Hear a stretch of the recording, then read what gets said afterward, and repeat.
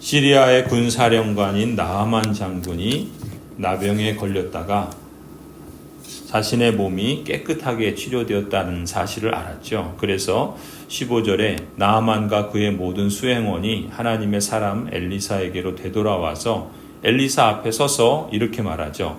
이제야 나는 온 세계에서 이스라엘 밖에는 하나님이 계시지 않다는 것을 알게 되었습니다. 부디 예언자님의 종인 제가 드리는 이 선물을 받아주십시오. 이 나아만 장군은 몸만 나은 것이 아닌 거예요. 그 사람의 마음에 변화가 일어난 것을 우리가 볼 수 있죠. 그것은 일종의 믿음의 변화라고 할 수 있습니다. 어떤 믿음의 변화입니까? 하나님이 계시다. 온 세계에 이스라엘에 하나님이 계시다라고 하는 이 사실, 그것을 믿고 이렇게 고백하게 된 것이죠. 사실 지금 이 나아만은 시리아 이방인이에요. 정작 지금 이 북이스라엘은 하나님의 언약 백성인데, 언약 백성인 북이스라엘 사람들은 오히려 하나님을 버리고 바알을 믿고 있는 그런 형편입니다.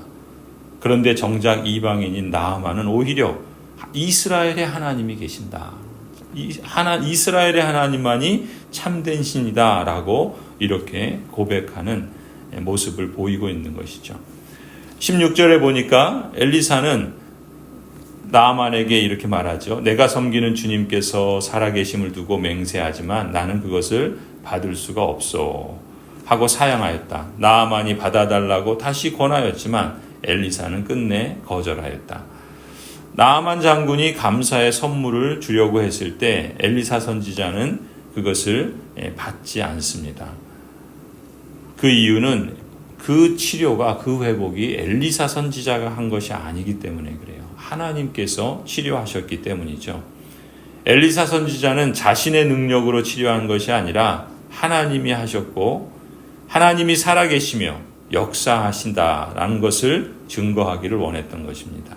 그래서 이스라엘 언약 백성으로 인해서 실추된 하나님의 이름을 높이고 오직 하나님께만 영광을 돌리도록, 이방인도 그러한 사실을 알도록 그렇게 거절을 했던 것이죠. 그러자 나아만이 어떻게 합니까? 17절에 나귀 2마리의 실을 흙을 요구하지 않습니까? 정 그러시다면 나귀 2마리의 실을 만큼의 흙을 예언자님의 종인 저에게 주시기 바랍니다. 예언자님의 종인 저는 이제부터 주님 위에 다른 신들에게는 번제나 희생제를 드리지 않겠습니다. 나아만은 자신이 군사령관이에요. 그런 지위에 있는 이 사람이 자신을 그저 어찌 보면은 힘도 없는 그런 엘리사 선지자의 종이다라고 자신을 낮추는 것을 볼 수 있어요. 2번씩이나 그런 표현을 쓰고 있죠. 그리고 이방인인 나아만 장군은 이제 자신의 나라로 돌아가더라도 여호와를 위해서 제단을 만들고 여호와를 섬기겠다라고 맹세를 합니다. 그에게 있었던 이 믿음의 변화가 행동의 변화로 이어지는 것을 볼 수가 있는 것이죠. 그러면서 자신이 주인으로 섬기는 그 시리아의 왕이 림몬 신전에 들어갈 때 그 왕이 병약하여서 그를 의지할 수밖에 없는데 자신의 손을 의지하기 때문에 몸을 굽혀서 그 신전에 가야만 하는데 그 일에 대해서 용서해달라고 요청을 해요. 18절입니다. 그러나 한 가지만은 예언자님의 종인 저를 주님께서 용서하여 주시기를 바랍니다. 제가 모시는 왕께서 림몬의 성전에 예배드리려고 그곳으로 들어갈 때 그는 언제나 저의 부축을 받아야 하므로 저도 허리를 굽히고 림몬의 성전에 들어가야 합니다. 그러므로 제가 림몬의 성전에서 허리를 굽힐 때 주님께서 이 일 때문에 예언자님의 종인 저를 벌하지 마시고 용서해 주시기를 바랍니다. 이 당시 시리아는 림몬 종교라고 하는 우상을 국교로 채택하고 있었고 또 군사령관이니까 그러한 지위에 있는 나아만은 당시 그 궁중의 예법을 따라서 왕과 함께 림몬의 그 신전에 들어가서 예배를 드려야 했던 거예요. 자신의 지위로 인해서 어쩔 수 없이 왕을 보좌해야 하고 그래서 그 신전에 들어갈 때 머리를 숙여야 하는 그러한 어려움을 토로하면서 그러한 자신의 상황을 고백하며 그러한 행위가 그 신을 경배하는 더 이상 그런 의미가 아니며 자신이 그 맡은 역할을 감당하기 위한 그런 부분이다라는 것을 고백하면서 오히려 용서를 먼저 구하는 것을 보게 됩니다. 그러니까 이러한 요청은 이방인인 나아만이 진정으로 하나님을 섬기려고 하는 그런 의지가 있다라는 것을 증언해 주는 거예요. 만일 그렇지 않다면 굳이 엘리사 선지자에게 이런 요청을 할 필요가 없었겠지요. 그걸 우리가 확인할 수 있는 건 19절의 엘리사의 반응을 통해서도 알 수 있습니다. 그러자 엘리사가 나아만에게 말하죠. 좋소, 안심하고 돌아가시오라고 말을 합니다. 그러니까 엘리사 선지자의 대답은 적어도 이 나아만이 갖고 있는 그 믿음의 진실성, 그리고 그러한 행동의 변화, 이런 것들을 승인해 준다라고 인정해 준다라고 볼 수 있는 것이죠. 그런데 우리가 여기서 한 가지 주목할 점은 이렇게 하나님을 만나고 신앙의 변화, 믿음의 변화를 갖게 되면 행동의 변화가 따른다 그랬죠. 더 나아가서 이제 자신의 삶을 새로운 관점으로 모든 것을 대하게 되는 것을 우리가 주목할 필요가 있어요. 전에는 하나님을 몰랐을 때는 그냥 눈에 보이는 것, 세상의 가치에 따라서 사물을 판단하고 자신의 삶을 그렇게 살아갔지만 이제는 그럴 수 없는 거예요. 모든 행위나 모든 삶에 일어나는 일들, 자신의 선택이나 행동의 방향이나 결정들을 그 신앙의 관점으로 보고, 그래서 하나님의 관점에서, 달리 말하면 하나님의 약속과 하나님의 뜻과 하나님의 은혜의 관점에서 그것을 보고 해석하고 또 그렇게 행하려고 힘쓴다라는 것이죠.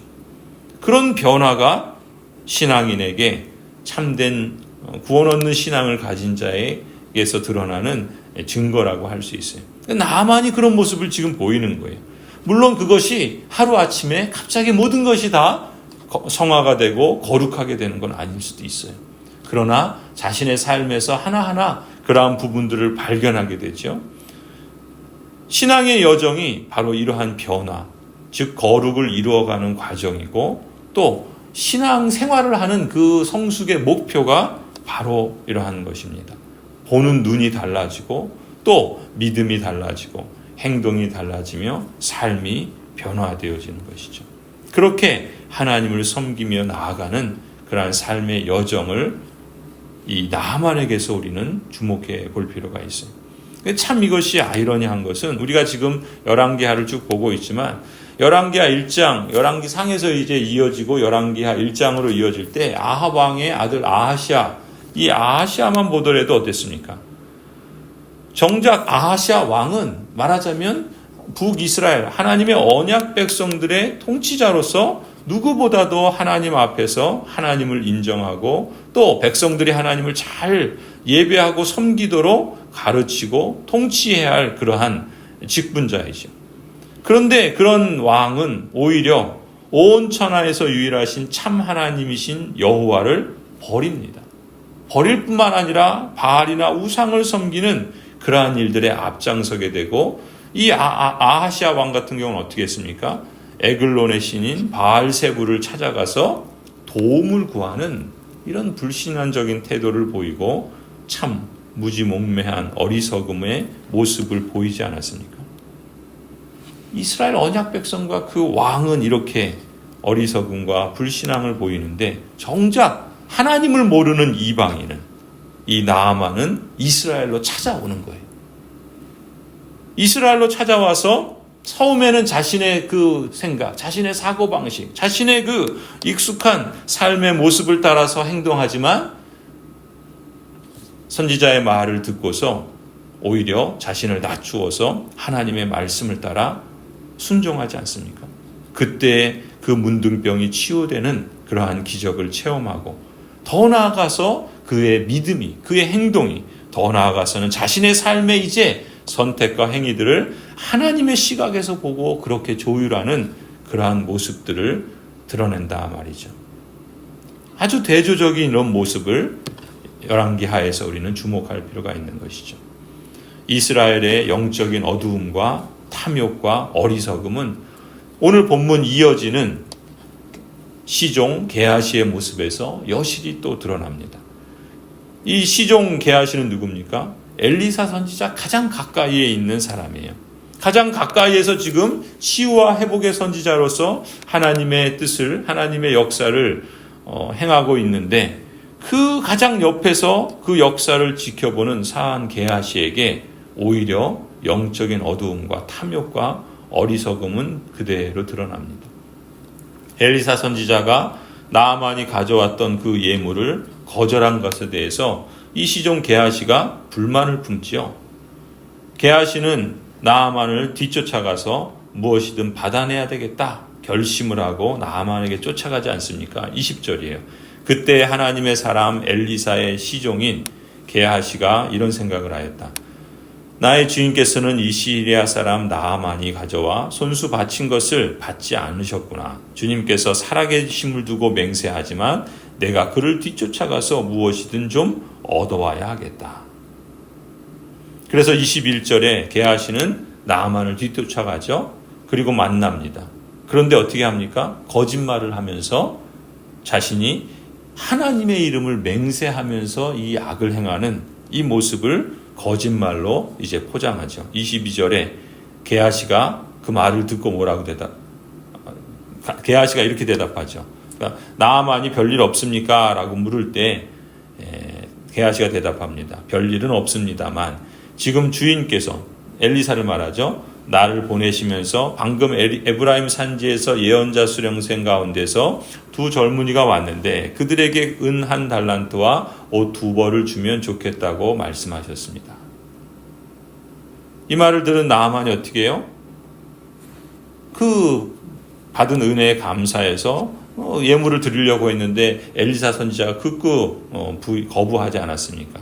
그러니까 이제 다시 엘리사 선지자가 마음을 바꿔서 게하시를 보냈나 싶은 생각이 들어서 은 2달란트를 주지요.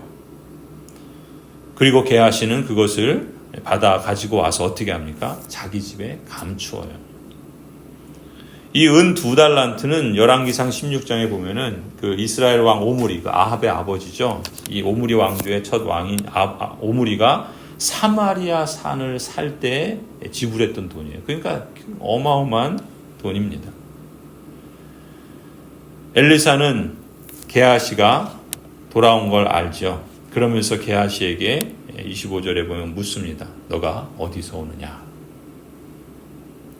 게하시가 뭐라고 대답하죠? 아무데도 가지 않았다. 또 거짓말을 합니다. 엘리사는 이미 게하시의 행동을 다 알고 있었어요.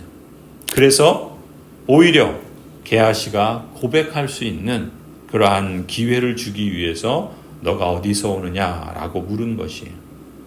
하지만 게하시는 그런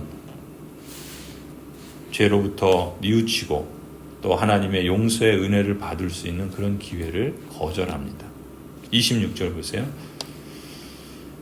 그러나 엘리사는 게하시에게 이렇게 말하였다. 어떤 사람이 너를 만나려고 수레에서 내릴 때 내 마음이 너와 함께 거기에 가 있지 않은 줄 알았느냐?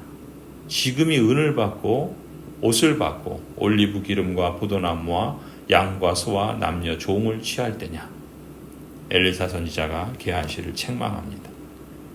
게하시를 책망한 것은 그의 거짓말만 책망한 것이 아니에요. 그의 탐욕만 책망한 것이 아닙니다. 지금 북이스라엘은 안으로는 흉년이 일어나고 밖으로는 시리아와의 전쟁이 있고 무엇보다도 하나님을 불순종하며 영적으로 어두워서 악을 향하여 치닫고 있는데 그런 혼란한 상황 가운데 이 나라 사정은 뒷전인 채 또 이 영적인 상황에 대해서는 무관심한 채 그저 자기 이속만 챙기려는 이런 악한 이기심을 두고서 책망하는 겁니다. 더군다나 지금 게하시는 어디에 있습니까? 선지자 곁에서 하나님의 역사를 이제까지 여러 차례 가장 가까이에서 보았음에도 불구하고 탐욕의 눈이 멀어서 그야말로 무지몽매한 그러한 악을 범하는 것이었죠. 27절에 엘리사 선지자가 게하시에게 말합니다. 그러므로 나아만의 나병이 너에게로 옮아갈 것이고 너의 자손도 영원히 그 병을 앓을 것이다. 게하시가 엘리사에게서 물러나오니 그에게 나병이 걸리고 피부가 눈처럼 하얗게 되었다라고 성경은 기록합니다. 게하시가 문둥병에 나병에 걸렸다는 사실은 그가 하나님의 백성, 언약 백성의 울타리 밖으로 쫓겨갔다라는 것을 의미하는 거 아니겠습니까? 게하시 본인뿐만이 아니라 그의 후손들이 영원토록 문둥병에 걸릴 것이다 라는 하나님의 이 심판의 메시지는 물론 문자적으로 그들 모두가 문둥병자가 나병 환자가 되었다라는 의미일 수도 있겠지만 그 가문이 이스라엘 공동체에서 언약 백성에서 이제 추방되었다라는 하나님의 백성의 위치에서 제외될 것을 의미하는 무서운 심판의 의미를 담고 있다고 볼 수 있죠. 오늘 본문을 통해서 또 이제까지 이어지는 그 역사를 통해서 이 게하시가 역시 하나님의 언약 백성이죠. 어쩌면 이 게하시는 당시에 북이스라엘 하나님의 언약 백성을 대표하는지도 몰라요. 그 일종의 하나의 샘플인 것이죠. 하나님의 언약 백성이요, 또 하나님의 사람 엘리사의 선지자의 시종으로서 가장 가까이에서 하나님의 역사를 보고 있음에도 불구하고 불순종함으로 인해서 부정한 나병에 걸린 이 이스라엘 언약 백성의 공동체처럼 그도 역시 동일한 모습을 보이고 또 거기서 쫓겨나는 그러한 불순종의 치명적인 결과를 오늘 본문은 강조하고 있습니다. 그와는 반대로 이방인이었지만 그래서 종교적으로 부정하다고 여겨지며 또 실제로 나병이라고 하는 부정한 그러한 병에 걸렸던 이 나아만은 오히려 순종을 통해서 치유를 받습니다. 그의 몸이 치유를 받았을 뿐만 아니라 그의 마음도 또 그의 관계도 그야말로 전인적인 회복의 은혜를 경험하죠.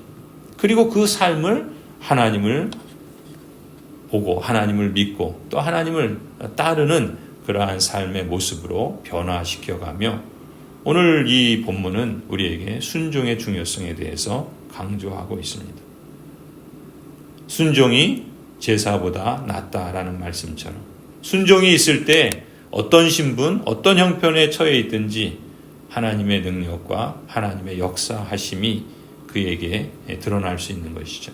그래서 하나님이 살아계시며 어두움의 세대 속에서도 하나님은 하나님의 일을 이루어 가시는 것을 그를 통해서 나타내고 계십니다. 오늘도 우리가 하나님의 언약 백성으로서 이 땅을 살아갑니다. 우리의 믿음의 변화, 우리의 행동의 변화, 또 우리 보는 눈의 변화가 우리의 삶을 하나님께 날마다 가까이 가도록 인도하고 그 하나님을 순종함으로써 하나님이 우리에게 허락하신 그 축복이 하나님의 놀라우신 은혜의 선물인 것을 실감하며 더욱더 신앙의 성장과 또 온전한 거룩의 여정을 이루어가는 우리 모두가 되기를 간절히 소원합니다.